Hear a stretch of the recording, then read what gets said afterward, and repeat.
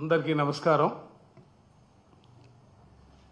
రాష్ట్ర చరిత్రలో ఇప్పటి వరకు కూడా ఎన్నో ప్రభుత్వాలు అధికారంలోకి ఉన్నాయి. రాజకీయ పార్టీలు కూడా ఈ రాష్ట్రంలో కొనసాగినటువంటి పరిస్థితులు ఉన్నాయి. కానీ బహుశా దేశానికి స్వాతంత్రం వచ్చిన తర్వాత ఇప్పటి వరకు కూడా ఏ రాష్ట్రంలో కూడా లేని విధంగా ఒక ముఖ్యమంత్రిగా పనిచేసినటువంటి వ్యక్తి గురించి, ముఖ్యంగా జగన్మోహన్ రెడ్డి గారు ఆయన భద్రతకు సంబంధించి ఇవాళ అనేక అంశాలుగా విషప రాతలు రాస్తున్నటువంటి ఎల్లో మీడియా ఆంధ్ర రాష్ట్రంలో ఉండటం అనేది నిజంగా ప్రజలు చేసుకున్నటువంటి దురదృష్టంగా నేను భావిస్తా ఉన్నా. ఎందుకు ఈ విషయాన్ని చెబుతున్నానంటే, ఏ రాష్ట్రంలో ఏ ముఖ్యమంత్రికి సంబంధించి కానీ, లేకపోతే ప్రభుత్వంలో కొనసాగుతున్నటువంటి పెద్దలు, లేకపోతే శాసనసభ్యులు, శాసనమండలి సభ్యులు, వాళ్ళ భద్రతకు సంబంధించినటువంటి అన్ని అంశాలు కూడా రాష్ట్ర స్థాయిలో డీజీపీ గారు లేకపోతే ఇంటెలిజెన్స్ సంబంధించి ఒక కమిటీగా ఉండి, దాన్ని ఎస్ఆర్సీ అంటాం, ఆ కమిటీ ద్వారా ఆయా వ్యక్తులకు సంబంధించినటువంటి భద్రత ఏ విధంగా ఉండాలా, వాళ్ళు పర్యటించే సందర్భాల్లో ఏ విధంగా భద్రత సంబంధించినటువంటి జాగ్రత్తలు తీసుకోవాలనేది ఎస్ఆర్సీ కమిటీ నిర్ధారిస్తూ ఉంటుంది. కానీ ఇవాళ ఈ రాష్ట్రంలో 40 సంవత్సరాల నుంచో 50 సంవత్సరాల నుంచో పత్రికలు నడుపుతున్నామని, ఆ పత్రికలకు సంబంధించి ఇవాళ ఆ పత్రికల్లో రాస్తున్నటువంటి రోతరాతలు చూస్తూ ఉంటే, ఇవాళ ముఖ్యమంత్రిగా ఉన్నటువంటి చంద్రబాబు నాయుడిని ఆకాశానికి ఎత్తే పరిస్థితులు, జగన్మోహన్ రెడ్డి గారు ఏదో భద్రతాపరంగా ప్రభుత్వ ధనాన్ని ఖర్చు పెట్టినట్టుగా చూపే భావాలతో ఇవాళ ఆ పత్రికలు చేస్తున్నటువంటి విషప రాతల్ని వైఎస్ఆర్ కాంగ్రెస్ పార్టీగా ఖండిస్తూ ఉన్నాం. మీరు కూడా ఆలోచన చేయాలని అడుగుతా ఉన్నా. ఏ అంశాన్ని తీసుకున్నా కూడా అబద్ధాలకు రెక్కలు కట్టి అదేదో ప్రపంచమంతా కూడా తిరిగి రావాలనే భావంతో మీరు చేస్తున్నటువంటి పోకళ్ళు కూడా ప్రజాస్వామ్యంలో మంచిది కాదన్న అభిప్రాయాన్ని కూడా చాలా స్పష్టంగా సూటిగా ఎల్లో మీడియాకి నేను చెప్పదలుచుకున్నా. జగన్మోహన్ రెడ్డి గారు ముఖ్యమంత్రిగా ఆయన కొనసాగిన కాలంలో సంవత్సరానికి 90 కోట్ల రూపాయలు 980 మంది భద్రతకు సంబంధించినటువంటి అధికారులు, పోలీసులు వినియోగించుకున్నట్లుగా ఈరోజు కూడా మీడియాలో వచ్చినటువంటి పరిస్థితులు. నేను ఇందాక చెప్పా, అసలు ముఖ్యమంత్రికి సంబంధించి ఏ విధమైనటువంటి భద్రత ఉండాలనేది ముఖ్యమంత్రి గారు నిర్ణయించుకోరు. దయచేసి గమనించమని కోరుతా ఉన్నా.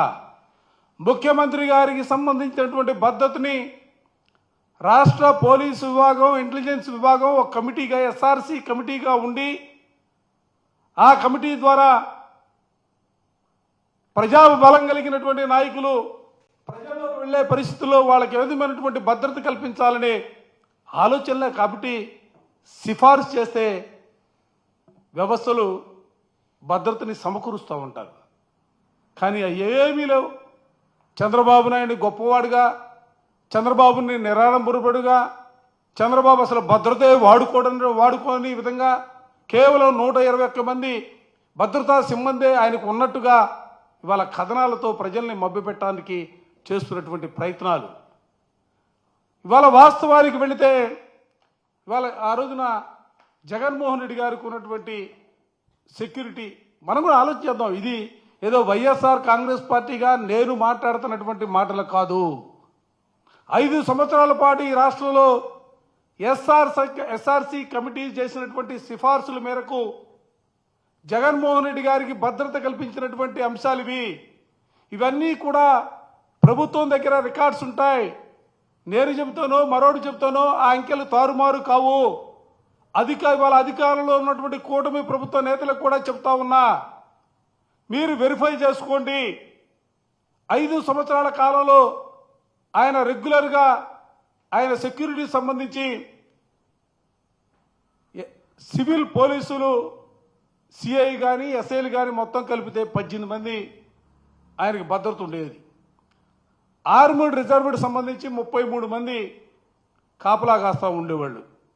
ఏపీ స్పెషల్ పోలీస్ బెటాలియన్ నుంచి 89 మంది 3 షిఫ్ట్లకు సంబంధించి కాపలా కాస్తున్నటువంటి పరిస్థితి.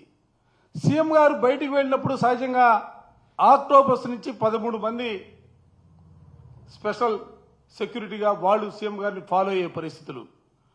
దాంతోపాటుగా సీఎం గారి ఇంటి చుట్టుపక్కల భద్రత కోసం మరో 23 మంది పోలీస్ సిబ్బంది చుట్టూతా కాపలాగా ఉండే పరిస్థితి. దాంతోపాటుగా సీఎం గారు కాన్వాయ్లో బయటికి వెళ్ళినప్పుడు డ్రైవర్తో సహా 21 మంది భద్రతా సిబ్బంది డ్యూటీల్లో ఉండే పరిస్థితులు. అంటే మొత్తం మీద 196 మంది సిబ్బంది జగన్ గారికి ఆయన సీఎంగా ఉన్నప్పుడు భద్రతా విధుల్ని నిర్వర్తించినటువంటి పరిస్థితుల్ని ఈ సందర్భంగా చెప్తా ఉన్నా. సహజంగా ముఖ్యమంత్రిగా ఆయన జిల్లాల పర్యటనకు వెళ్ళినప్పుడు స్థానికంగా ఉన్నటువంటి పరిస్థితులు, ఆయన కార్యక్రమాలను బట్టి, ఆయన తిరిగే ప్రాంతాలను బట్టి స్థానికంగా ఉన్నటువంటి పోలీస్ అధికారులు భద్రత కల్పిస్తూ ఉంటారు సహజంగా. ఇది జగన్మోహన్ రెడ్డి గారు ముఖ్యమంత్రిగా ఉన్నా ఇదే విధానం, చంద్రబాబు నాయుడు గారు ముఖ్యమంత్రిగా ఉన్నా ఇదే విధానం, రోసీ గారు ముఖ్యమంత్రిగా ఉన్నా ఇదే విధానం, కిరణ్ కుమార్ రెడ్డి గారు ముఖ్యమంత్రిగా ఉన్నా ఇదే విధానం. అంటే ముఖ్యమంత్రికి మధ్య భద్రతకు సంబంధించినటువంటి అంశాలలో కొంతమందికి ఎక్కువ, కొంతమందికి తక్కువ, అంటే కార్యక్రమాలను బట్టి, ఆ తిరిగే ప్రాంతాలను బట్టి భద్రతకు సంబంధించినటువంటి చర్యల్ని స్థానిక అధికారులు, పోలీసు అధికారులు తీసుకుంటూ ఉంటారు. ఇది వాస్తవమైనటువంటి పరిస్థితులు. దీని మీద ఎందుకు ఈ రాద్ధాంతం చేస్తున్నారని అడుగుతా ఉన్నా. అంటే ఈ ఎల్లో మీడియాకు సంబంధించి 2-3 పత్రికలు వరుసగా కథనాలు రాస్తూ ఉంటే ప్రభుత్వం ఏదో చర్యలు తీసుకున్నట్టుగా దీని మీద ఒక స్టేట్మెంట్ ఇవ్వబోతూ ఉంటుంది. ఒక ఆనవాయితీగా, ఎందుకంటే గడిచిన 6 నెలల కాలంగా చూస్తూ ఉన్నాం ఈ రాష్ట్రంలో. ముందుగా వాళ్ళకి సంబంధించినటువంటి ఎల్లో మీడియాలో కథనాలుగా పుంఖాలుగా వార్తలు రాయిస్తారు. ఆ వార్తలు రాయించిన తర్వాత ప్రభుత్వానికి సంబంధించి వాళ్ళు ఏదో చిన్న నోట్ లాంటిది విడుదల చేసే పరిస్థితులు మనం చూస్తూ ఉన్నాం. ఇవాళ నేను అడుగుతా ఉన్నా, చంద్రబాబు నాయుడు గారు సీఎంగా ఉన్నారు, ఆయనకి కల్పిస్తున్నటువంటి భద్రత సంబంధించి కూడా నేను సూటిగా అడుగుతా ఉన్నా. వాళ్ళ ఏదో 121 మంది అని చెప్తా ఉన్నారు. మీకు సంబంధించినటువంటి రోడ్ల మీదకి వచ్చినప్పుడు సెక్యూరిటీ కల్పించట్లేదా? మీరు చాలా ఆర్భాటంగా పెంచారు. నేను రోడ్డు మీదకి వచ్చినప్పుడు ఎక్కడా కూడా సెక్యూరిటీకి సంబంధించి ట్రాఫిక్ ఆపొద్దని చెప్పారు. ఇవాళ ఎక్కడైనా కూడా ట్రాఫిక్ కాకుండా ముఖ్యమంత్రి గారు, లేకపోతే డిప్యూటీ చీఫ్ మినిస్టర్ గారు, లేకపోతే వారి కుమారుడు నారా లోకేష్ గారు పోతున్నప్పుడు ట్రాఫిక్ ఆపకుండా ట్రాఫిక్ మధ్యలోంచే వాళ్ళు వెళ్ళిపోతూ ఉన్నారా? ఎందుకు ఈ అబద్ధాలు? ఎవరిని మభ్యపెట్టడానికి మీ ప్రయత్నాలు? మీకు నిజంగా, ఎందుకంటే మీరు 1 పాయింట్ ప్రోగ్రామ్ తెలుగుదేశాన్ని పైకెత్తాలా, చంద్రబాబు నాయుడిని ఆయన ఆకాశంలో పెట్టి ప్రజలకు చూపించాలనే భావన ఉంటే మీరు వాళ్ళ గురించి గొప్పలు రాసుకోండి, మాకు ఇబ్బందిలే, మేము బాధపడాం. కానీ మీరు మమ్మల్ని, మా నాయకుడిని కించపరిచే విధంగా, అవమానించే విధంగా, వ్యక్తిత్వ హననానికి పాల్పడే విధంగా మీరు రాసే రాతలు మాత్రం ప్రజలు కూడా వైఎస్ఆర్ కాంగ్రెస్ పార్టీ శ్రేణులు కాదు, ప్రజాస్వామ్యంలో ప్రజాస్వామ్యవాదులు ఎవ్వరికి కూడా ఇవాళ మీరు వాదన చేసే వాదనల్ని ఎవరు కూడా అంగీకరించారన్న అంశాన్ని కూడా ఈ సందర్భంగా చెప్తా ఉన్నా. గతంలో మీరు పదే చెప్తా ఉన్నారు పోలీసు సంబంధించి. ఇవాళ మీ కుటుంబ సభ్యులకి సెక్యూరిటీ ఇవ్వలేదా? మీ మనవడు కూడా మొన్నక్కడ చూసా, మీ మనవడు కూడా సెక్యూరిటీ 4+4 ఇచ్చారని చెప్పి ఎక్కడో పత్రికల్లో నేను చూసినటువంటి మాట కూడా ఈ సందర్భంగా చెప్తా ఉన్నా.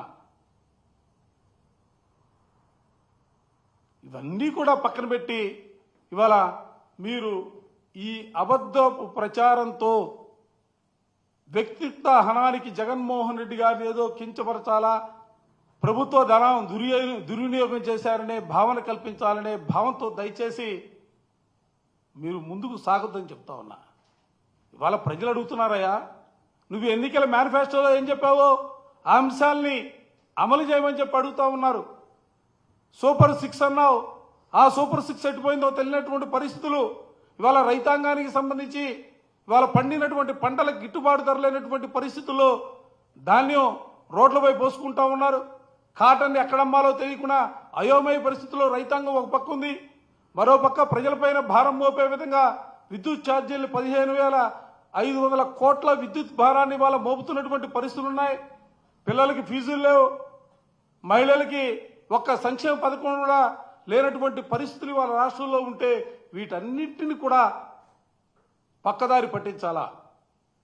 ఏదో ఒక విధంగా ఎప్పుడు కూడా ఏదో ఒక ఇష్యూని వైఎస్ఆర్ కాంగ్రెస్ పార్టీకి సంబంధించి కానీ జగన్మోహన్ రెడ్డి గారికి సంబంధించి కానీ ఏదో ఒక అబద్ధ ప్రచారంతో ప్రజల్ని మభ్యపెట్టడానికి ప్రయత్నం చేస్తున్నారు.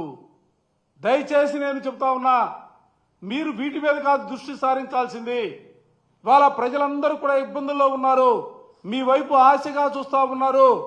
వాళ్ళందరినీ కూడా ఆదుకోవటానికి మీరు ప్రయత్నం చేయాలి తప్ప ఇటువంటి విపరీతమైనటువంటి ధోరణులతో మీరు ముందుకు సాగితే ప్రజాస్వామ్యంలో మిమ్మల్ని ఎవ్వరు కూడా హర్షించరన్న అంశాన్ని కూడా ఈ సందర్భంగా చెబుతా ఉన్నా. మేము స్ట్రైట్గా చెబుతా ఉన్నాం ప్రభుత్వానికి ఇవాళ. ఎందుకంటే మీరు మాట్లాడే మాటలు, మీరు రాయించే రాతలు చూస్తూ ఉంటే మేమేదో అధికారంలో ఉన్నాం, మీరేదో ప్రతిపక్షంలో ఉన్నారనే భావంతో రాయిస్తా ఉన్నారు ఆ రాతలని కూడా.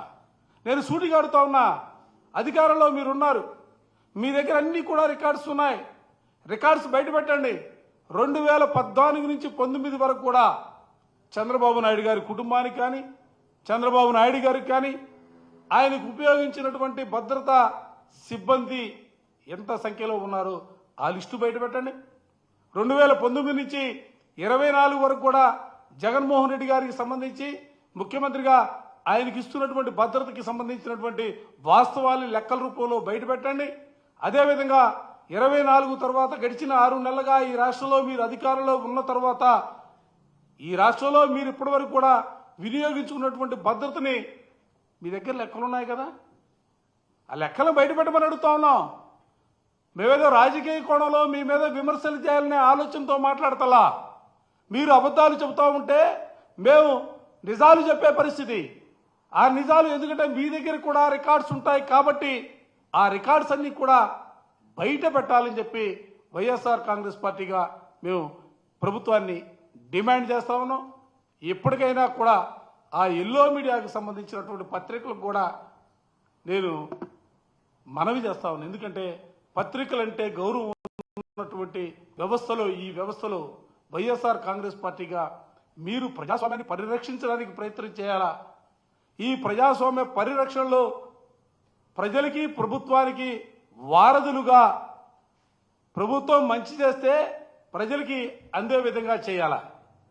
ప్రభుత్వం చెడు ప్రజల మనోభావాల్ని అద్దం పట్టే రీతిలో ప్రభుత్వాన్ని అవసరమైనప్పుడు తూర్పారు పట్టే కార్యక్రమానికి శ్రీకారం చుట్టాలే తప్ప ఎంతసేపుడు కూడా మేము చంద్రబాబు నాయుడు గారినో తెలుగుదేశాన్నో దత్తత తీసుకున్నామనే భావంతో మీరు ఇదే విధమైనటువంటి రాతలతోనో అబద్ధపు ప్రచారాలతోనూ ముందుకు సాగితే ప్రజాస్వామ్యంలో మీ మనుగడ కూడా కోల్పోవడం అనేది ఖాయం అనేది ఈ సందర్భంగా మీ అందరికీ కూడా మరోసారి చెబుతా ఉన్నా.